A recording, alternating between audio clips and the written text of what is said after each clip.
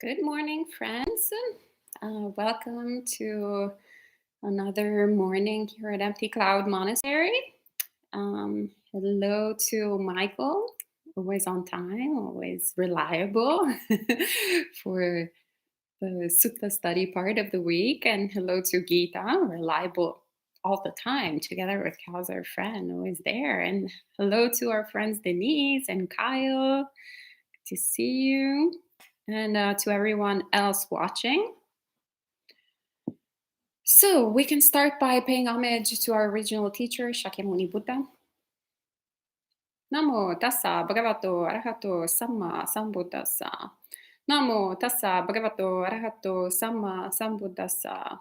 Namo tassa bhagavato arahato samma sambuddhassa. Buddham dhammam sangham namassami. All right, so this is our fifth, I think, actually, session on the theme understanding mind and emotions. And we've spoken on about quite a lot of aspects of the path in the past couple of days. And last night we spoke a little bit about non-self. And so this morning I thought we could go through the characteristics of non-self. So I put a link in the live chat on Samyutta Nikaya 2259. And so we can read from there and have a little bit of a discussion. Thus have I heard. On one occasion, the Blessed One was dwelling at Varanasi in the deer park at Isipatana. There the Blessed One addressed the bhikkhus of the group of 5 thus. Bhikkhus, Venerable Sir, those bhikkhus replied, the Blessed One said this. Bhikkhus' form is non-self. For if bhikkhus' form were self, this form would not lead to affliction. And it would be possible to have it a form, let my form be thus. Let my form not be thus. But because form is non-self, form leads to affliction. And it is not possible to have it a form, let my form be thus, let my form not be thus. So this is connecting, is very much related to what we were saying last night, of how, to a certain degree or the other, we both have a sense of identification with the body, but at the same time, we also have a bit of understanding that the body isn't really exactly who we are. And that's very clear when, as we were saying last night, we break a leg, we, scratch ourselves, wound ourselves. We don't approach the body with that sense of ownership or identification of thinking, well, just because I want for the body to heal, or for the body to, stop being broken, that automatically that will happen. But rather we approach it with, of course, a bunch of suffering, because we're unenlightened, so we're not appreciative of the experience that we're having of pain. So in that sense, actually, there is a strong identification with the body in terms of pain, of the painful sensation of the body. But there is the understanding that we need to put causes and conditions in place in order for the body to heal. That if we, for example, keep on, if we have gastritis, if we have any type of digestive issue, and we keep on eating junk food, we have an understanding that clearly that's not going to sort of solve the situation. And so the Buddha here points out this reflection that if it were ours, if the body actually form in general were ours, then we would be able to actively shift it and change it as we please. So similarly, we talk a lot about my house, my children, my desk, my bag. and we exercise a little bit of sort of sense of this is who I am, this is mine, these are my belongings. But once again, if the pipes broke in our house, we're upset because we have to deal with it. But at the same time, we know that we need to put conditions in place for it to heal. Heal, yeah. We want to heal the pipes. Fix the pipes is probably the more accurate word. But this is a very important reflection that we should, and contemplation that we should be, that the Buddha encourages us to do over and over again. Because even though perhaps we're not 100% blind to the understanding that form is not self, we are still a bit deluded about it. So constantly thinking about it, not thinking about it, constantly contemplating this, constantly recollecting. And a very powerful way to do this in meditation practice is through the practice of the 4 elements. 4 elements meditation. So looking at the body, the solidity of the body, for example, how this big lump that we carry around and that we think is distinct and separate from everything else, in reality has the same quality of solidity of the earth, has the same quality of solidity to the cushion that I'm currently sitting on, or the floor that I'm currently sitting on, or the earth, the dirt that is outside. Well, there's also a bit of dirt here in the basement too, so you're gonna have to go outside.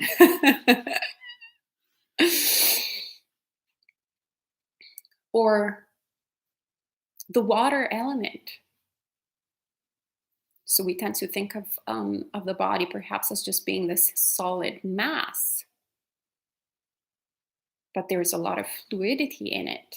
Actually, for the most part, it's made of water, which gives us an insight also in our delusion, right?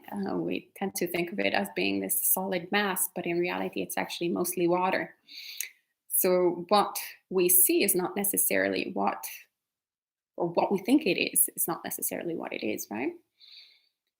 But if we start getting in tune with the water element inside of us and outside of us, or what we think we are anyway, then this awareness becomes experiential. So the saliva, the sweat,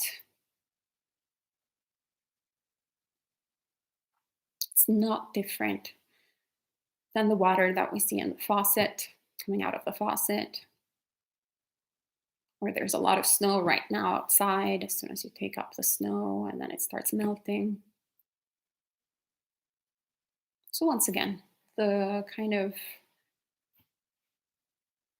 definitions between this is my body and this is the outside world start becoming a little bit blurry.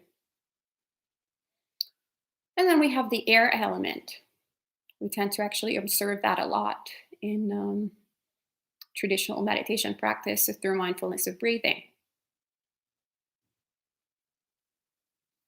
And that element of air is obviously no different than the element of air in the wind. But also our gas, all different types of air that we have, that we experience in the body. And similarly, there's different manifestations of air happening in the world as we're experiencing it. And then the element of fire. So heat present in the body.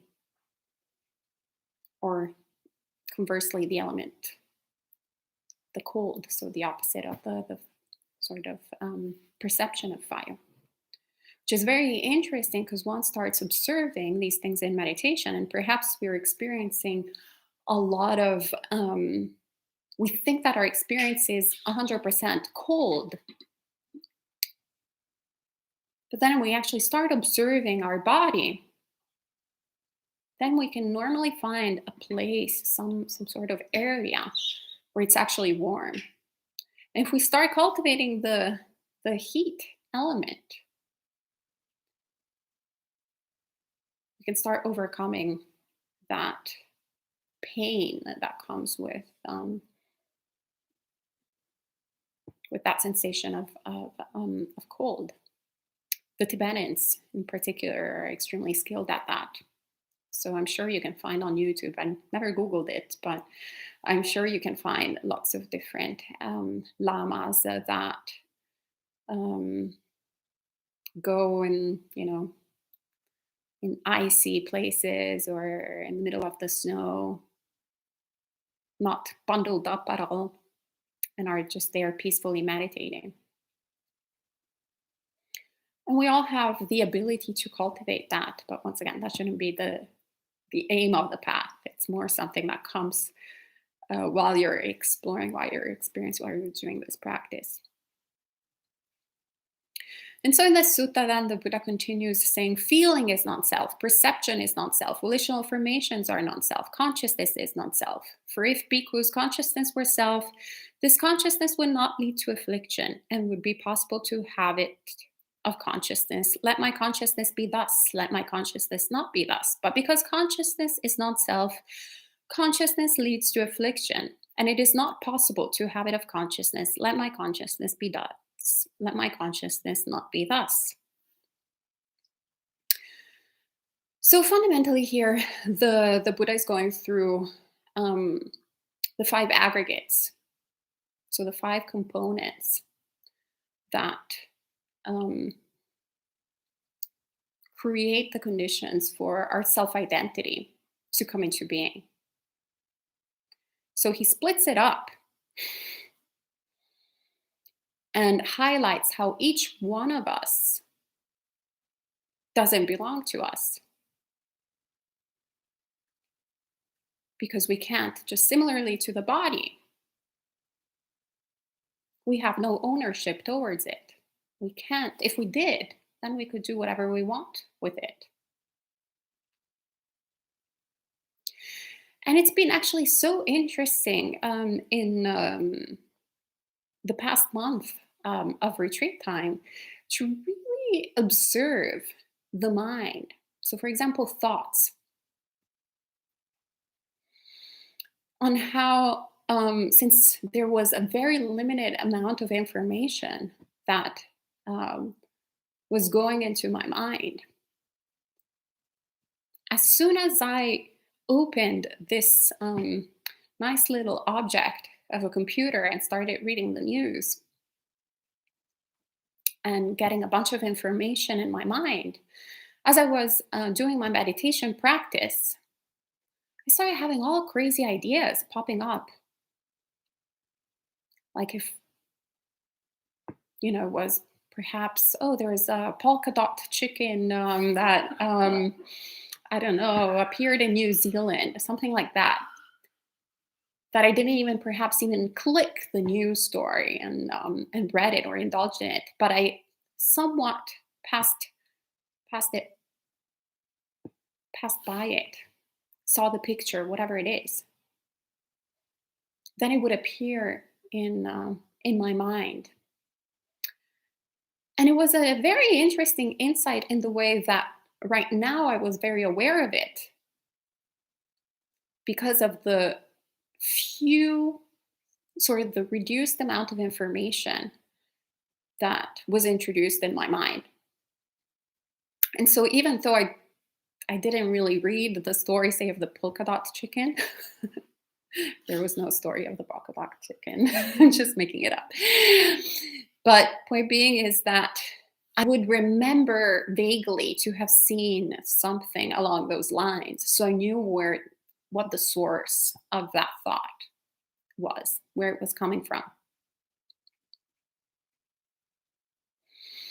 Then I was like, so how is it possible? Something that was not really interesting to me. How is it possible that it appeared? And we find the answer actually in the sutta that I shared with you a few days ago on greed, hatred, and delusion. Some passages where the Buddha is telling us that pretty much everything is the source of careless attention. So by not restraining the mind, not paying attention in every single moment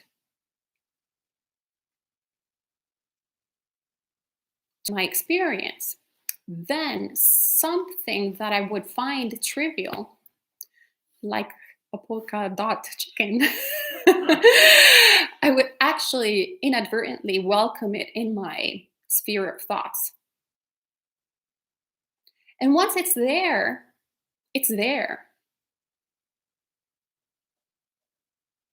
And because it doesn't belong to me, I just have to wait for it to do its, to take a walk into my mind and then disappear. But it was an incredible teaching of how thoughts are not ours. We think they are.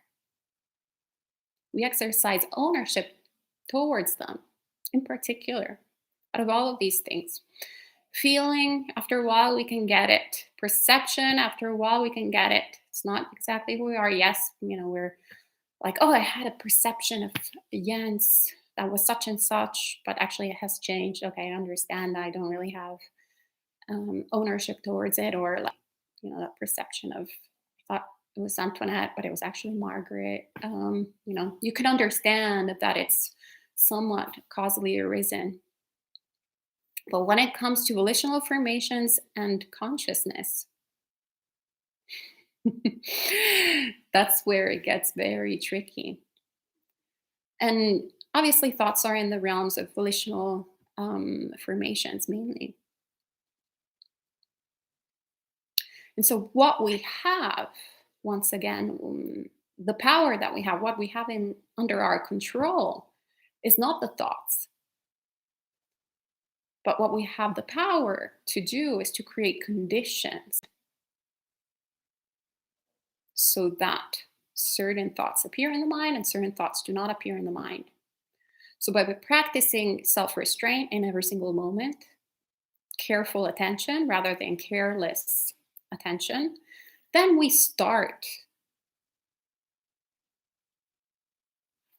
putting in place conditions that lead towards awakening rather than towards suffering. Having the thought of a little polka dot chicken perhaps doesn't seem particularly dangerous.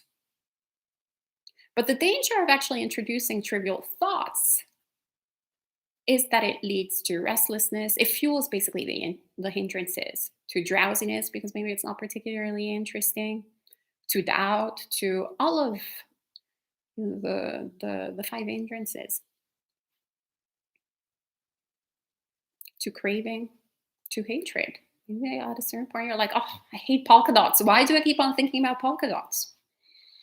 Or music, that's that often thing. The more we think about, the more we listen to music, the more it appears as we're practicing. They were like, oh, why can't I stop thinking about this song? Well, it's not that you, well, of course you can't stop thinking about that song. What you can do is stop listening to that song when you're not meditating. So that is what we, once again, can have ownership. But we can see how then it's very dangerous, though, when we get into the realms of the unwholesome. So when we start cultivating things that actually lead to our harm and the harm of others. So if we start engaging in certain types of unethical literature, and introducing so many thoughts in our mind that then, of course, they will appear over and over again, and we will keep on fueling them. And that's how you get a lot of extremist views coming into being, and then creating the conditions for unwholesome actions to happen. So this is the bad news. But then the good news is actually once we figure out how our mind works, then we're like, well, instead of engaging in all this rubbish that at best it creates hindrances in my mind and my practice and that lead to suffering, and at worst actually it leads to extreme suffering of myself and others, because I get all these bunker ideas, whether it's I don't know, conspiracy theories or oppressive theories, whatever it is. How about actually I introduce wholesome thoughts in my mind? How about I actually start cultivating non-harming, non-killing, non-stealing? How about I start cultivating thoughts of caring, of giving? Oh, just talking about it makes me so much happier. Oh, lovely. Yes, that's wonderful. And how about the more I cultivate these thoughts, I actually act upon them?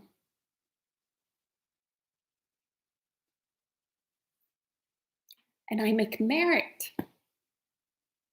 And then after making meritorious actions, I recollect them. I recollect my own goodness. Oh, and I brighten my mind. That then creates the conditions for concentration to be so much easier. Happy mind gets easily concentrated. It's incredible. Recollecting your own goodness is one of the most powerful meditation practices. Whenever it was very difficult for me to meditate in the past month, I would do two meditation practices. One, recollecting how awesome the Buddha is. So the qualities of the Buddha, which we chant usually every morning here at Empty Cloud Monastery. The incredible qualities of the Dhamma, the incredible qualities of the Sangha, and then I would recollect my own goodness. And this sense of peace would arise. Sense of happiness, incredible happiness. And sometimes I would top it off with some metta. And I was so blissed out. I was like, oh, this is so great. And then I would go to the breath and just cultivate samadhi.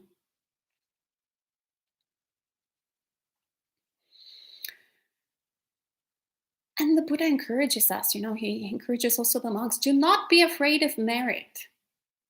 Over and over again in the suttas, he encourages us to practice virtue. It's not something to shy away from. It's not something to overlook. But it's actually the foundation of our practice. It's something that in and of itself leads to a happy mind. In and of itself does not lead to unconditional happiness, but it does lead to happiness. And it leads to a happiness that then can lead us to unconditional happiness. So do not be afraid of merit, but rather embrace it. We should all not be afraid of it, but embrace it. So always constantly reflecting, how can I improve myself? How can I be a better person? How can I be more of help to myself and others? And once again, cultivating these wholesome mind states in the mind. Doing it. So then we don't have rubbish appearing. But we have an incredibly beautiful, carefully curated buffet of wholesomeness appearing in the mind, which then it's actually a nice place to dwell in. You're like, oh, this is great. Oh, yeah. I'm having a great. That's really nice. And this, we've been talking a lot about the preliminary practices to do. This is another preliminary practice that then creates conditions for the following teachings to be much easier for the mind to understand, to contemplate, to work on. So the Buddha says, what do you think, bhikkhus? Is form permanent or impermanent? Impermanent, Venerable Sir, is what is impermanent, suffering or happiness. Suffering, Venerable Sir, is what is impermanent, suffering, and subject to change, fit to be regarded thus. This is mine, this I am, this is myself. No, Venerable Sir. So fundamentally here, the Buddha is inviting us in to really observe our experience and notice the quality of our experience. Notice how we're deluded most often than not on how things are. So something like impermanence, for example, can sound so trivial at first because we all have an intellectual understanding that we're aging, right? That eventually we're going to die, that eventually we're going to get sick. Yet, whenever all these things happen, we understand that it's an intellectual understanding because we're shocked, we're in despair. We're like, wait, well, how did that happen?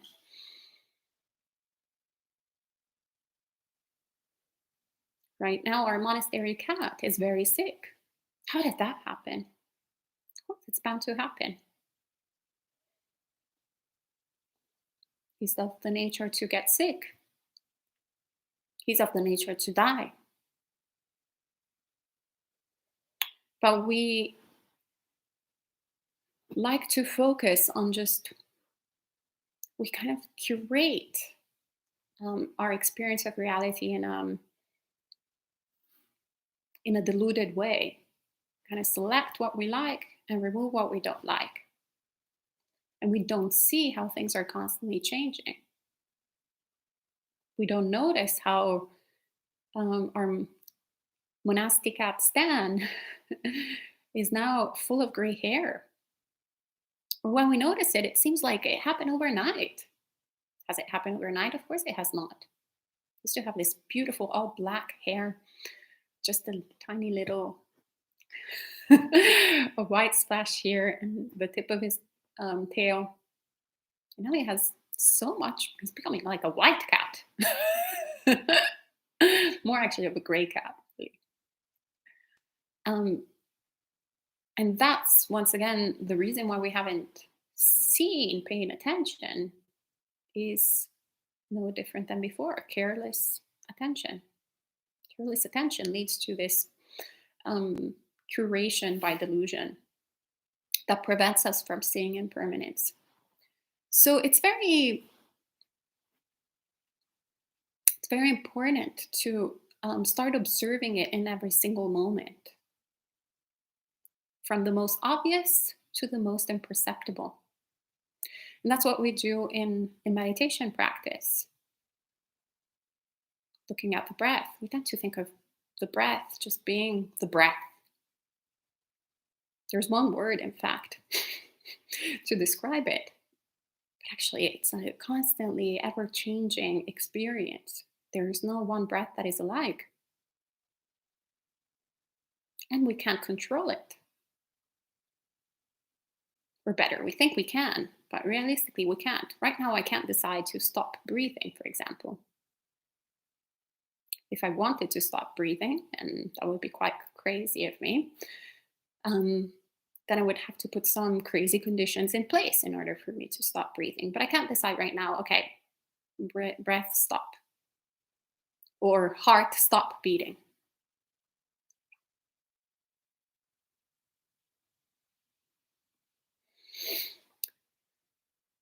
And so, since we have no ownership towards it, no control, it is a little bit unsatisfying in one way or the other, whether we want to get rid of it, whether we want to stop breathing, or whether we want to keep breathing. If actually the breath and the heart have decided you're done, and we want to keep going, there's dukkha. So clearly anything that has this quality of impermanence is suffering. Different shade of suffering, whether it's just on being unsatisfying. Like, for example, these bright lights here in the basement are quite unsatisfying, but can't do anything about it right now. It's not in my domain. They're not mine. They're not who I am. This is like a mild sort of version. And the illness of Stan the cat, that is on the higher spectrum. Right? And suffering. And that's why the Buddha invites us to reflect. Is what is impermanent, suffering, and subject to change fit to be regarded thus? This is mine, this I am, this is myself. No, venerable sir. And so this is very important, especially when it comes to, our thoughts, our emotions, our ideas, to really take a step back and understand that they are causally arisen, that they don't define us, and that if whatever kind of thoughts or emotions are producing suffering, then we need to look at the source. We need to go and ask ourselves, okay, what can I do in order to create different conditions in order to get different results? Rather than keeping on putting the same conditions in place and then wondering why the result is always the same, right? So if we keep on putting 2 plus 2, we'll always get 4. It's not that all of a sudden we're going to get 5 or 7 or 9. Like, oh, wait, I put 4 oranges on the table. Why don't I have 9? Because you put 4 oranges on the table. So we have to understand that this is not just a random thing that is happening, but it's something that we're doing, which is great, incredible news. Prior to Buddhist practice, I would get severely depressed to the point of having strong suicidal thoughts once a year. And I thought it was just, actually was kind of like, people were looking forward to Christmas holiday. And I was like, okay, well, it's time, it's coming. I know. It was my dreaded sort of holiday. I knew that it was always happening at a certain time of the year. It wasn't happening on Christmas, but it was happening in the winter generally. I knew that. Certain points in those 4 months, my mind would go completely deranged. And then I would get into a really bad state of existence. And I thought it was inevitable. I thought there was something, I was wired that way. And for some reason, some other people are not wired that way. And that was leading to more and more suffering, hopelessness. The biggest blessing of Buddhist practice has been this teaching. The good news that the end of suffering is possible. And the way we bring suffering to cessation is by understanding the workings of suffering, understanding how we create suffering, understanding the conditions that lead to suffering, evaluating our choices through body, speech, and mind, and seeing cause and consequence. And then, boom, then you're like, okay, well, let me shift things a little bit. Let me ask senior practitioners for advice. Let me see how I can learn to do things differently. And it works. It's great. It doesn't happen overnight, but it definitely happens gradually. A little bit better, a little bit better, a little bit better. And yeah, now I'm actually looking forward to the winter. It's incredible. Since I started Buddhist Insights, our organization, winter, that used to be my most dreadful like season that I hated, where all bad things would happen. Now it's like, oh, this is so great. I can be inside, indoors, meditating. It's quiet, it's peaceful. Especially now that we're in New Jersey, there's no wind blowers, there is no um what the cut grassers, I can't remember how they are called, the Lawnmower. mowers, lawn mowers. Yeah, thank you. All those like different noises. It's actually very peaceful and quiet. It's beautiful. In Rockaway was the same.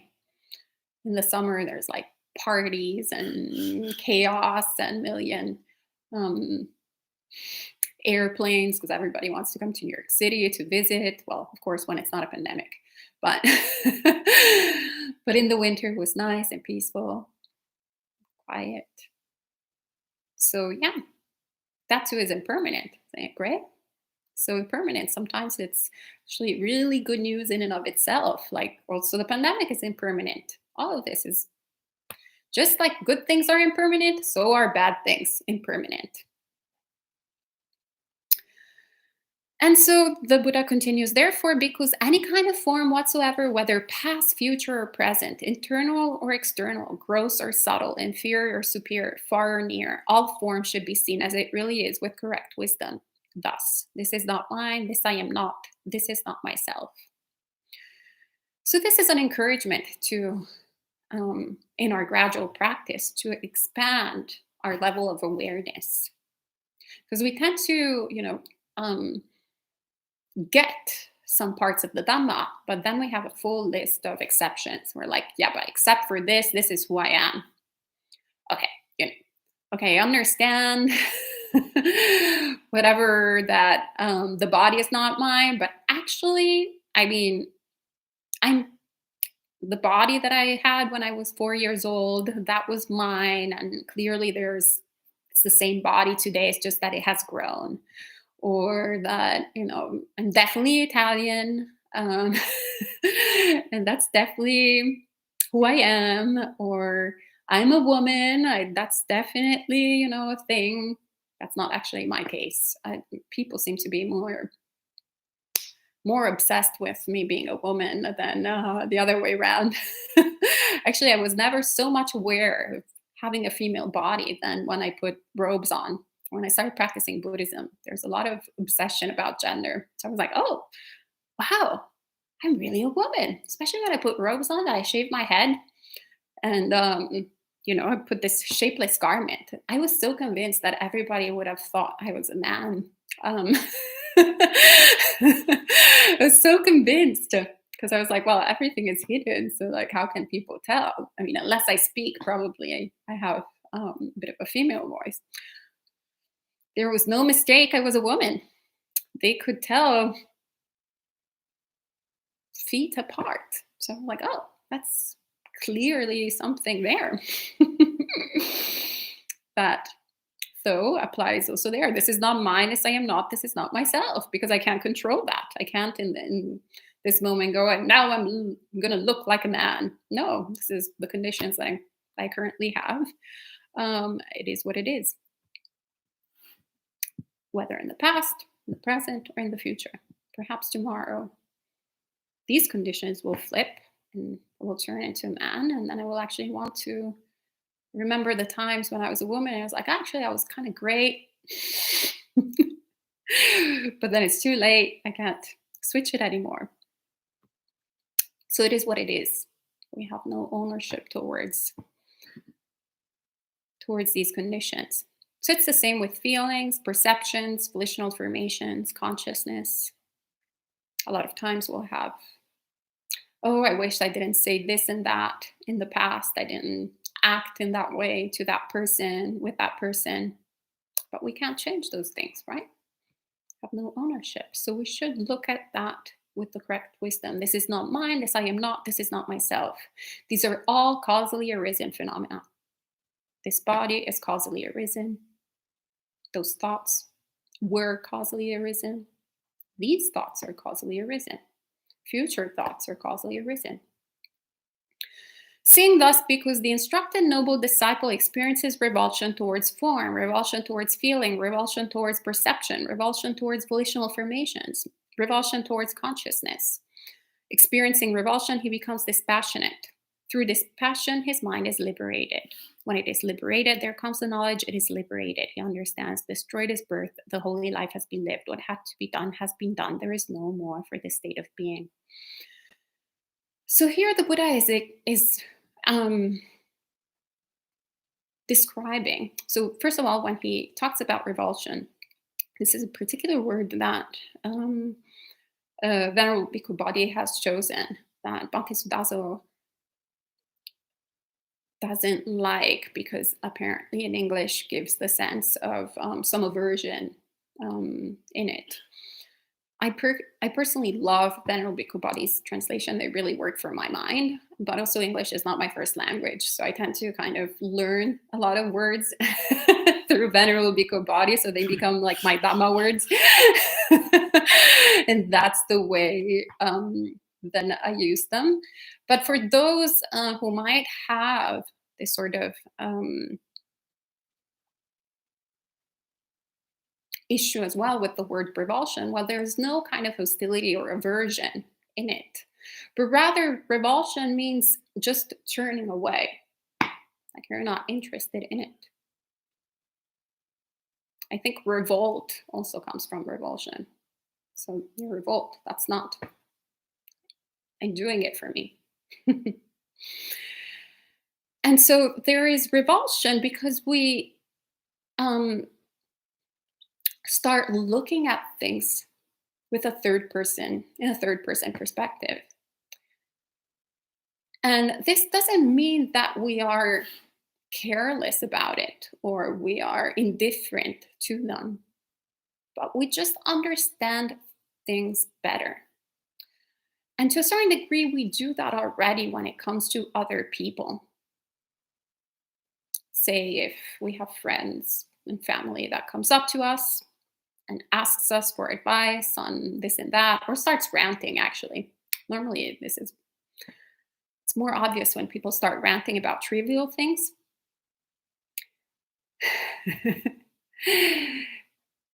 Well, we see how trivial it is. And we understand perhaps even why the person that they're having the sort of issue or misunderstanding with is acting in that way. We understand why they are acting. The person who is the recipient of all of that is acting in that way. And we clearly understand if we're compassionate and have a degree of empathy, we're just there present, listening, clearly, fully understanding. But we're not attaching to any of these sort of sides. We're not going like, oh, you are right, they're wrong, or they are wrong, you are right.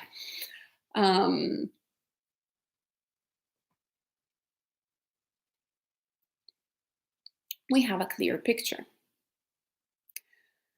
But then when we are the subjects, when we are the ones having some sort of conflict, perhaps with others, it becomes this huge ordeal, huge confusion. So we attach to that. So it's like, Jens insulted me.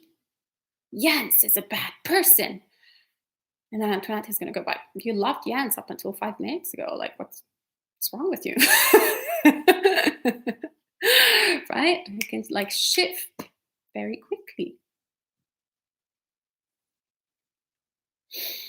So as we start seeing our experience with a bit more distant and understanding how it's causally arisen, then we don't get wrapped up in it anymore. Just understand, okay, those people are behaving in that way, or this person is behaving in that way because of X, Y, and Z coming into being, and this is the result. And perhaps my mind is also acting in this way because of course, I trained it to act this way for so long. So of course, the result is going to be irritation. Of course, the result is going to be agitation. Of course, the result is going to be timidity. So instead of wanting for the latter to disappear, let me train my mind to cultivate something else. And in the meanwhile, I'll patiently endure these emotions and not take them seriously. Just understand them as natural results, as consequences of past choices. And it stops becoming such a burden. We get a little bit of levity to the point where then we're completely separate from them. We're not entangled in this big mess tangle. So we become dispassionate, and through dispassion, our mind is liberated.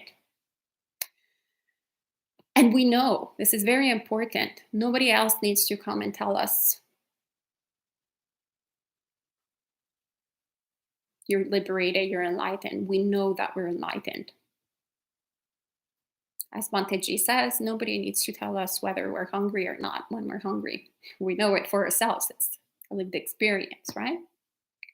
So it's the same with any stage of awakening. We know it, we feel it. That's why the Dhamma invites us to come and see for ourselves. We also know if there's greed, hatred, and delusion in our mind.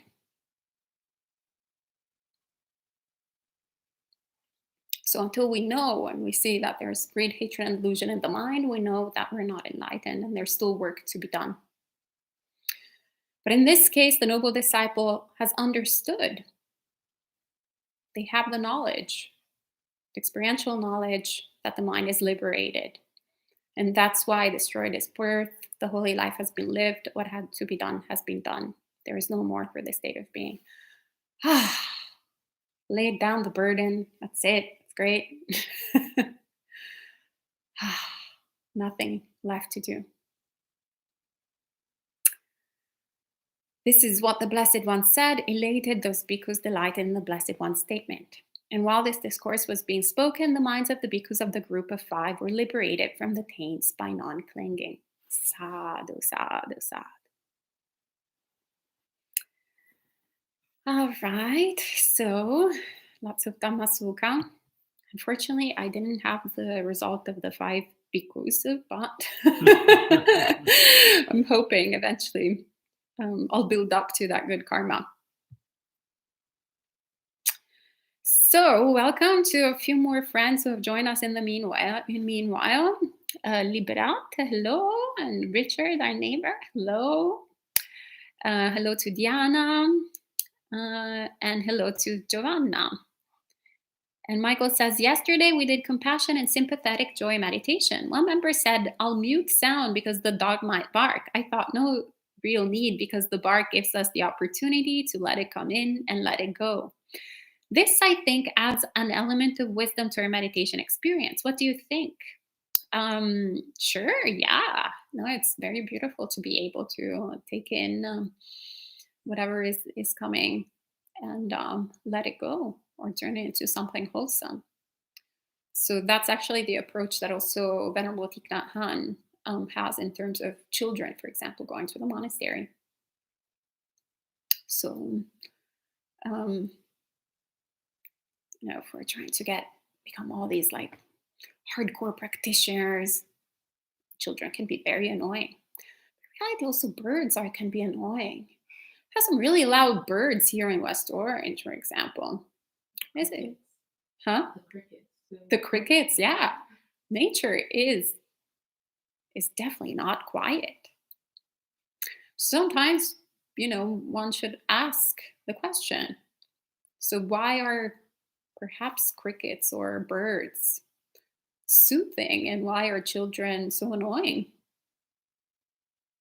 When actually most of the time they kind of sound the same if they're small children. So it's more, once again, the relationship that we have with them. So it's the same with the dog barking. I think it has to do mainly with the idea that we can't control it, that it's under our sphere of influence, as opposed to, well, what are you going to do with the crickets, for example, in the summer? It's like millions of them. Good luck with that. So, yeah, sometimes a nuisance and a blessing. Sometimes the difference is a value judgment. Yeah, absolutely. Practice that way. But sometimes, you also have to be gentle with yourself. And if there are things that are really triggering and you have an option to step out of it and be in a kind of better environment, better not in an absolute sense, but rather better for your conditions, more ideal for your conditions in that particular moment in time, then it's also okay to do so. Um, so it's important and not to be expose ourselves to the three fires. um, the Buddha recommends that, um, as well as actually, well, every Buddhist monk. But I remember going to this talk with His Holiness the Karmapa, and actually he highly recommended that also in terms of people. So really analyzing and seeing our sort of instinctive reactions whenever we are surrounded by people. And if there is a particular person that triggers our three fires, even if they are the most pure and blessed person, we should actually remove ourselves from that situation. And I thought, how is it possible? Like, I mean, wouldn't I have to just deal with it? That was like the person is so pure, it's just my problem, right? And yes, that's true, but it means that we haven't reached a stage, a level of practice where we're able to overcome that. So, baby steps. We have to be gentle with ourselves and go, okay, well, I can't deal with this situation. So I need to surround myself with people that actually inspire me to cultivate the wholesome aspects of my state of being, not my defilements. And as the wholesome qualities of mine increase, then I will be able to deal with triggering situations in a more skillful way in the future.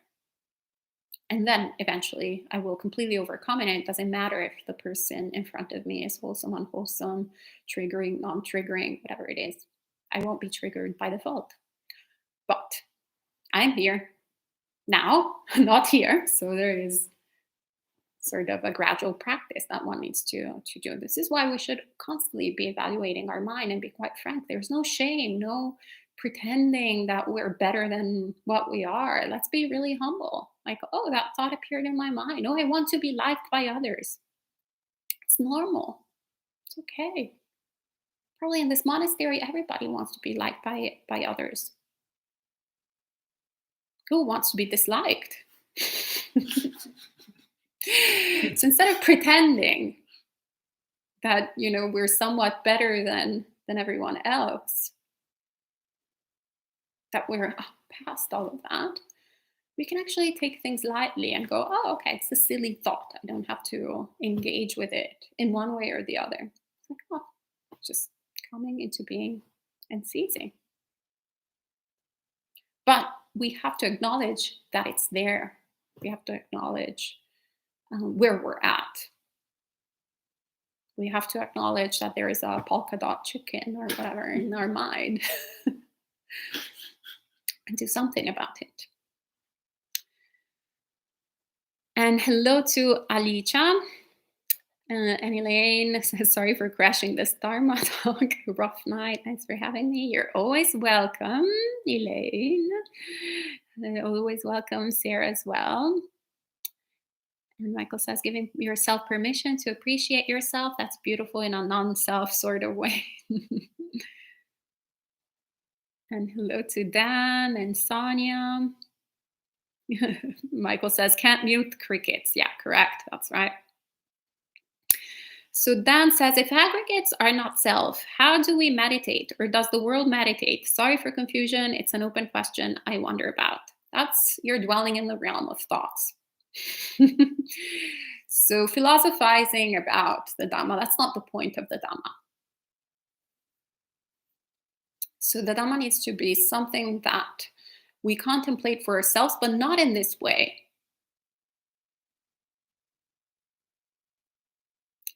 but rather not contemplating in terms of like, oh, philosophical debates or history. I used to study philosophy in university, and it was extremely frustrating because each person would come and have a different idea that was completely arbitrary, and I had to study it. And I still remember Leibniz was triggering for me.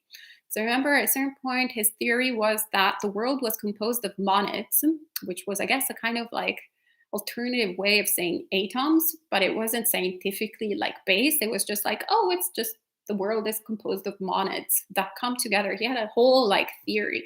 And I had to spend all these hours learning this abstruse theory that was just coming out of nowhere and then refuted by the next philosopher that I was going to study. And I was like, well, I'm going to be a philosopher too and say that the world is made all of polka dots. Today I'm fixated with the polka dots.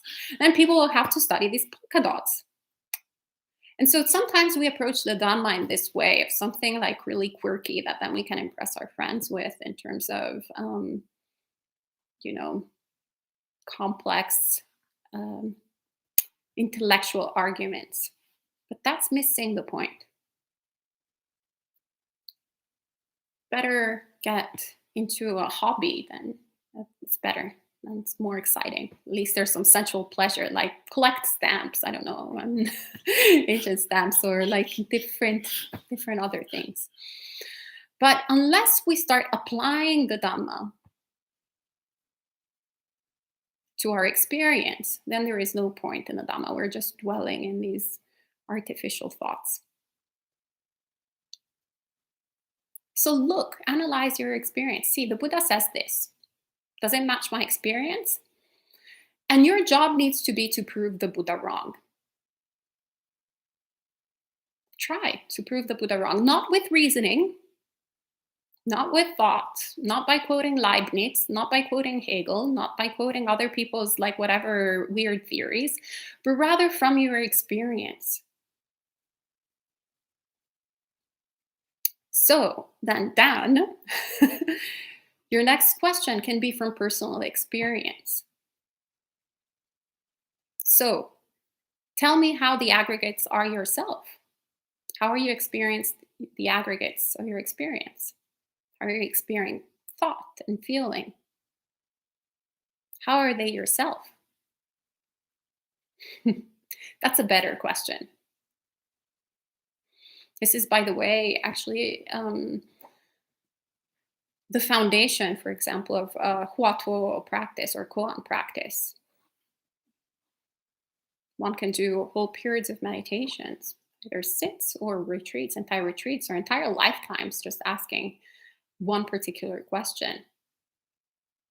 Who is the person who is dragging this body around? Who is it?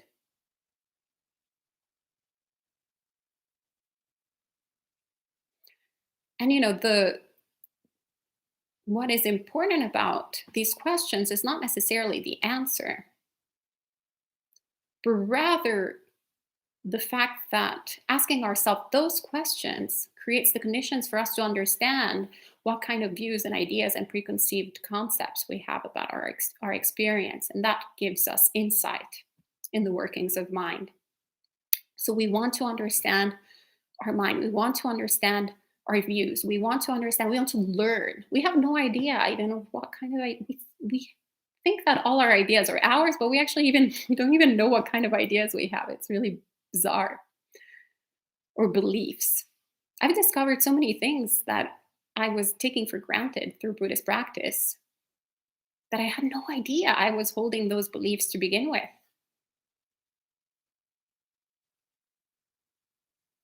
So that's what we need to understand and identify in order to overcome delusion. For example, YOLO, we think it's a secular concept. Think, yeah, you only live once, of course. No, YOLO is actually a Judeo-Christian concept.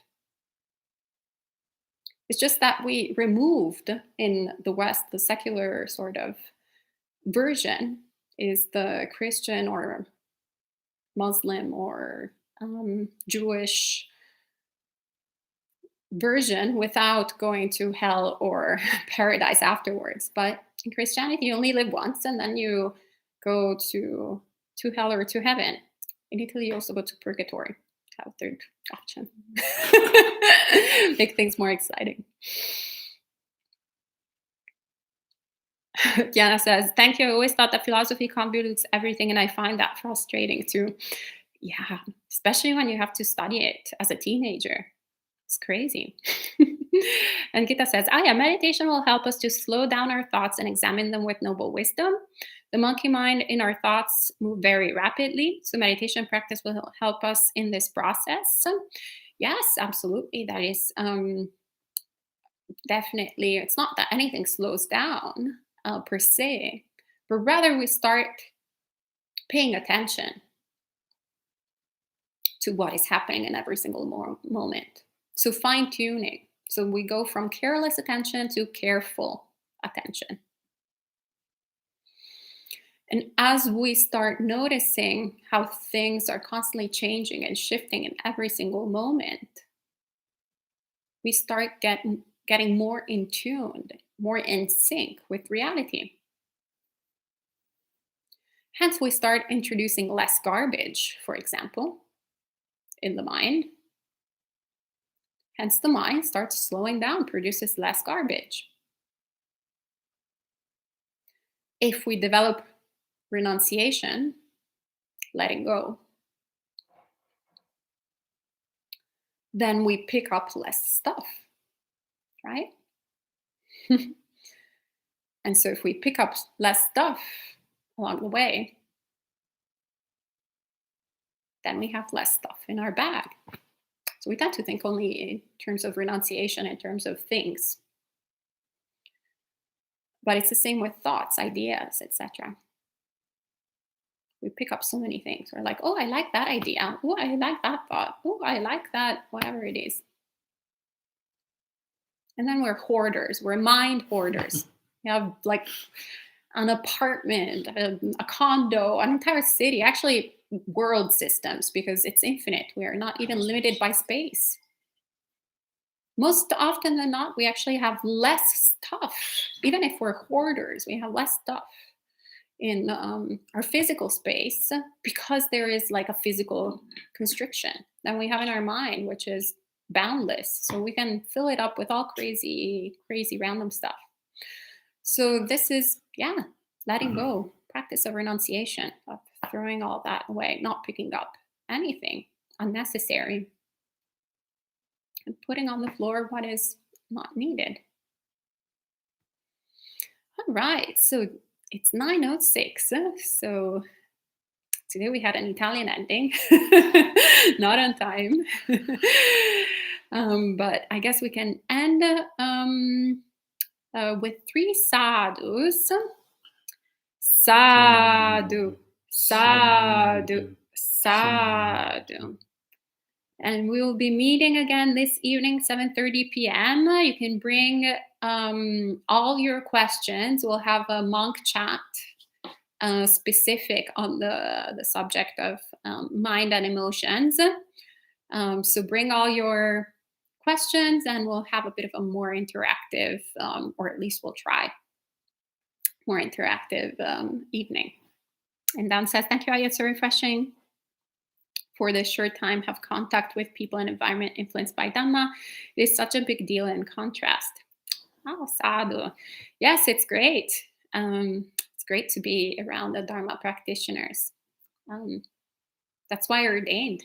Like, this is great. I want to have, I want to be in the thick of it. All right. Well, thank you, friends, for joining us this morning, and hope to see you this evening in less than 12 hours. All right. Have a great rest of the day.